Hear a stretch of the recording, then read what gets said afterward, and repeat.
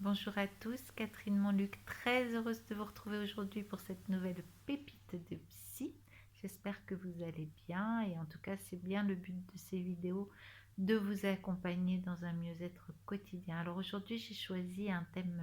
délicat, celui des interactions. C'est un thème important, encore plus aujourd'hui où on est en confinement, souvent dans des espaces clos avec nos proches. Et si l'on est seul, on peut avoir des interactions non pas physiques mais téléphonique, et en tout cas c'est un sujet qui occupe à un moment donné ou à un autre nos vies.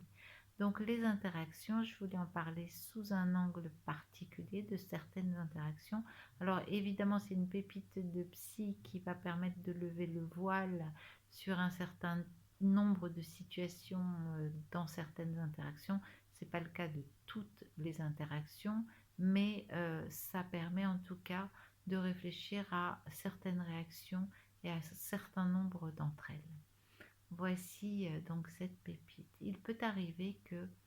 notre conjoint, un voisin, quelqu'un de plus ou moins proche nous adresse une parole qui va nous blesser et qui va créer en nous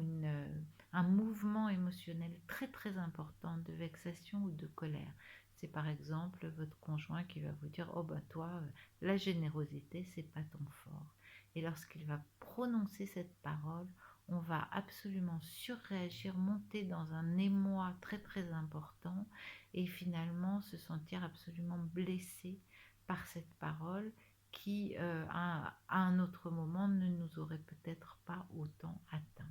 Alors, moi, ce que je vous invite à faire, c'est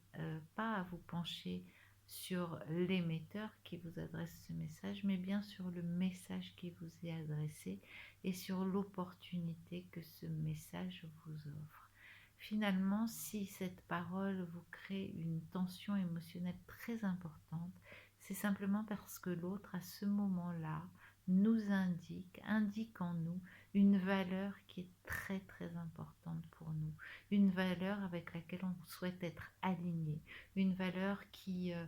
pour nous est fondamentale dans notre être au monde, et l'autre, par sa parole maladroite ou désobligeante, va venir taper de plein fouet dans ce magnifique trésor qui est la valeur qu'on a envie d'installer en nous et sur laquelle sans doute on travaille depuis des années et avec beaucoup d'alignement et beaucoup de conscience en fait. Quand il va nous adresser cette parole, on va être blessé, sans doute aussi parce que il y a encore une fragilité dans la façon dont on a installé cette valeur dans nos vies. Et peut-être que finalement, plutôt que de voir ce message du côté de l'agression ou de le ressentir comme tel,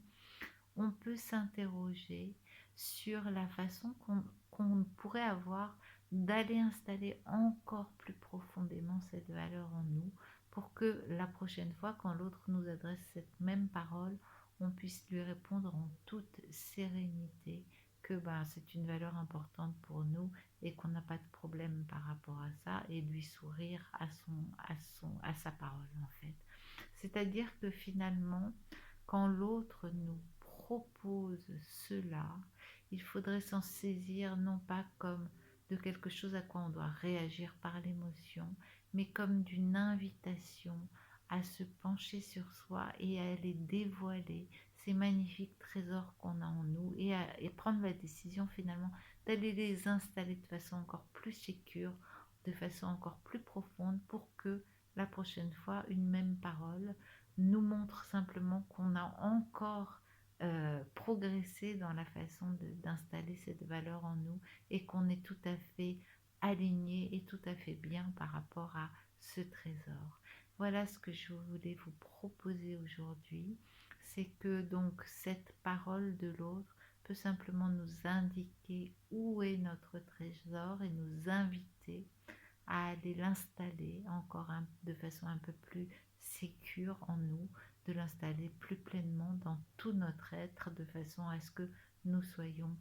cette valeur et que nous la portions fièrement et dignement en nous. Voilà cette pépite pour aujourd'hui. J'espère qu'elle vous aidera à regarder les choses un petit peu différemment, en tout cas à considérer que l'autre dans l'interaction est toujours une opportunité de mieux se connaître et d'installer des choses qui nous conviennent.